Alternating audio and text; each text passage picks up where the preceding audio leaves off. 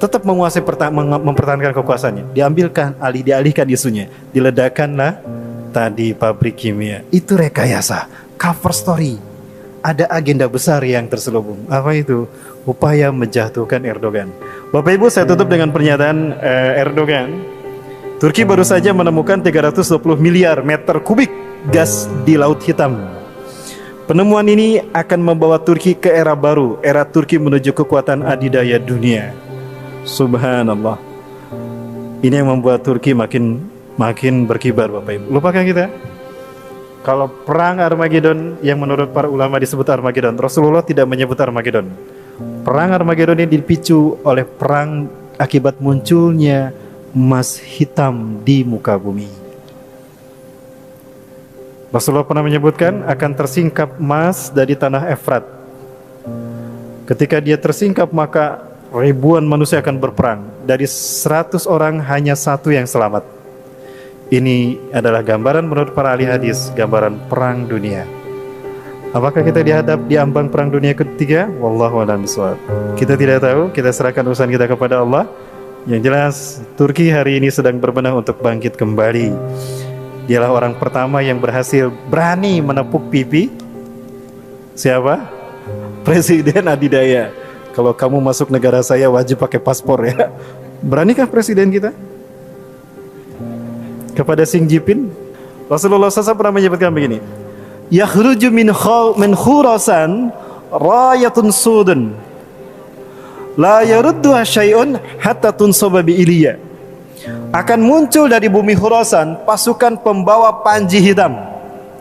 Tidak ada satupun kekuatan di muka bumi yang bisa mengalahkannya, sampai mereka akan mengibarkan panji hitam itu di bumi Iliya, Al-Quds, Al-Aqsa. Khurasan itu adalah perbatasan antara Afghanistan dengan Iran, dan itu menunjukkan kepada Afghanistan. Kami sepakat jika pasukan para pembawa panji hitam itu adalah Taliban, Pak. Saya yakin itu Taliban. Karena Talibanlah sekarang yang berkuasa di Afghanistan dan berhasil memukul mundur kekuatan adidaya baik Rusia ataupun Amerika. Di bawah kepemimpinan Boris Yeltsin, Rusia dipermalukan oleh Taliban. Sampai habis pasukan Rusia di Afghanistan. Maka Islam kembali berkibar hingga dibayatlah Mullah Umar sebagai khalifah. Usama bin Laden ada di sana tahun 97, Pak. Kemudian Amerika mencoba menguji keberuntungannya. Sama, banyak yang stres dari tentara Amerika di Afghanistan, Pak. Karena mereka melawan musuh yang tidak terlihat. Banyak pasukan berjubah putih yang muncul begitu saja dari langit. Mereka tidak tahu siapa. Sementara pasukan mujahidin tidak menyaksikannya, tapi pasukan Amerika menyaksikannya. Dan banyak bom-bom yang meledak, tapi tidak diledakkan oleh kaum muslimin. Ketika perang dihentikan karena azan, tapi terdengar suara ledakan di mana-mana. Ternyata malaikat ikut berperang. Itulah Taliban. Kenapa disebut Taliban? Taliban itu artinya santri, Pak.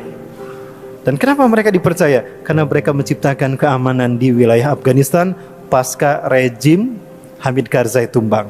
Hari ini Taliban menguasai Afghanistan dan menyatakan bukan lagi Afghanistan, tapi International of Islamic Emirate Afghanistan, IIA.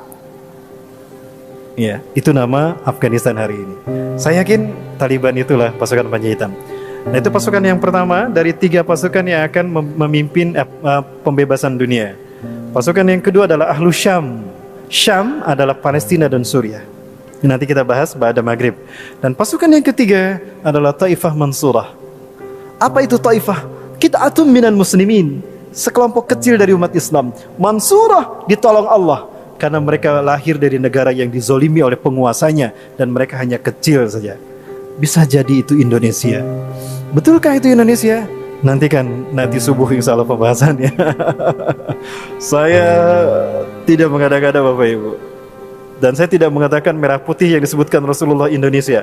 Rasulullah memang tidak pernah menyebutkan Indonesia, tapi demi Allah, Rasulullah dalam Sahih Muslim menyebutkan merah dan putih. Saya tanyakan kepada ulama-ulama Palestina langsung di Masjidil Aqsa, Pak. Dan apa jawaban mereka? Nantikan subuh nanti saya bahas. Nantikan jawabannya. Dan kita lihat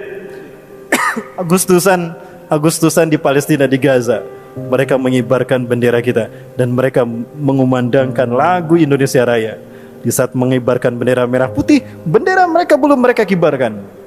Kenapa mereka tidak mengibarkan bendera mereka lebih dahulu? Mereka mengatakan, bendera kami masih dijajah, rakyat negara kami masih dijajah. Maka kami kibarkan dulu bendera kalian sebagai isyarat jika kalian merdeka memimpin dunia. Di saat itulah Palestina merdeka untuk selamanya. Allahu Akbar. Barangkali itu Bapak Ibu sekalian. Nah, inilah materi yang akan kita bahas nanti, ya, setelah pada maghrib dan pada subuh insya Allah. Materi kita berlanjut Bapak Ibu. Ada hubungannya Pak? Ya, kebangkitan Turki ini akan menjadi pembuka bagi pembebasan wilayah-wilayah yang ada di seluruh dunia, terutama Jazirah Arab. Ketika Imam Mahdi dibaiat, Bapak Ibu ingat Imam Mahdi akan dibaiat ketika ibadah haji hanya sedikit dilaksanakan. Aneh sekali, padahal di saat Imam Mahdi muncul, kalau di akhir zaman berarti umat Islam mayoritas. Tapi kenapa hanya sedikit mereka yang beribadah haji dan umrah? Nah, bisa jadi karena pandemi. Sedikit kan yang beribadah haji. Kemudian Imam Mahdi akan dibaiat setelah matinya seorang raja, lalu diikuti oleh pertarungan 3 putra mahkotanya berebut kekuasaan. Baik, saya sebutkan dua hadisnya. Yang pertama, yaktatilus salah satu inda kanzikum, akan berperang 3 orang laki-laki di sisi Ka'bah kalian. Kanzikum itu Ka'bah. Kulum ibnu khalifatin, 3-3-nya putra mahkota, anak raja. Thumma la yasir ila wahidin minhum, tetapi salah satu dari mereka tidak berhasil menjadi raja. Karena yang menjadi raja adalah Imam Mahdi. Kalau kita mendengar raja Arab meninggal, lalu terjadi perang antara 3 anaknya, saya tidak tahu.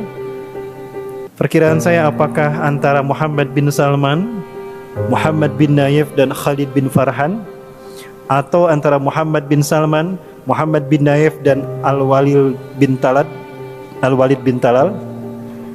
3 orang ini adalah putra mahkota. Dan Raja Salman sudah diberitakan sakit-sakitan, ada isu meninggal dunia. Apakah ini isyarat Imam Mahdi akan segera dibaiat di musim haji? Wallahu a'lam bishawab. Yang saya tahu, beliau dibaiat pasca ibadah haji. Dan hanya sedikit yang berbaiat. Dan ketika beliau berbaiat, apa yang akan terjadi? Rasulullah menyatakan, perang akan terjadi karena akan ada pasukan yang memerangi Imam Mahdi di saat itu Imam Mahdi menyelamatkan diri. Dan perang pertama bukan melawan Cina, bukan melawan Amerika, bukan melawan Israel, tapi perang melawan Jazirah Arab. Innakum satagzuna jaziratal Arab wa yaftahuha Allah. Sungguh kalian akan memerangi Jazirah Arab dan Allah akan memenangkannya untuk kalian. Summa tagzunal faras wa yaftahuha Allah. Lalu kalian akan memerangi Persia dan Allah akan memenangkannya untuk kalian. Summa tagzunar Rum wa yaftahuha Allah. Lalu kalian akan memerangi Rum, Eropa, dan Allah akan memenangkannya untuk kalian. Summa tagzunad Dajjal wa yaftahuha Allah. Lalu kalian akan memerangi Dajjal dan Allah akan memenangkannya untuk kalian. Kenapa Jazirah Arab diperangi lebih dulu? Karena Jazirah Arab dipimpin saat itu oleh orang-orang munafik. Termasuk wilayah Teluk itu dipimpin orang-orang munafik. Maka beberapa negara di Teluk ini akan menjadi titik yang akan memberikan suntikan kekuatan umat Islam di bawah kepemimpinan Imam Mahdi. Sebut saja Qatar. Qatar adalah satu negara di Arab yang memberikan suplai besar kepada para mujahidin, termasuk Al-Qaeda. Kalau Inggris menjadi suaka politik bagi pemimpin yang memerangi Islam dan aliran sesat, maka Qatar adalah suaka politik bagi pejuang-pejuang Islam di seluruh dunia hari ini. Maka tidak menutup kemungkinan Bani Tamim akan muncul dari Qatar. Pemuda Bani Tamim akan muncul dari Qatar. Itu sempat ada pembahasan seperti itu, Kang. Artinya negara-negara Teluk ini akan menjadi pemicu kebangkitan wilayah Arab dan akan menjadi suntikan kekuatan bagi terciptanya kekuatan politik bagi Imam Mahdi. Siapa itu tadi? 3 pasukannya. Ashabul Sud, kemungkinan Taliban, Ahlu Syam, Palestina dan Suriah, Taifah Mansurah, Asia Tenggara. Dan itu dipimpin Indonesia. Itu barangkali, Kang. Jadi ada kaitannya memang antara Turki dengan bagian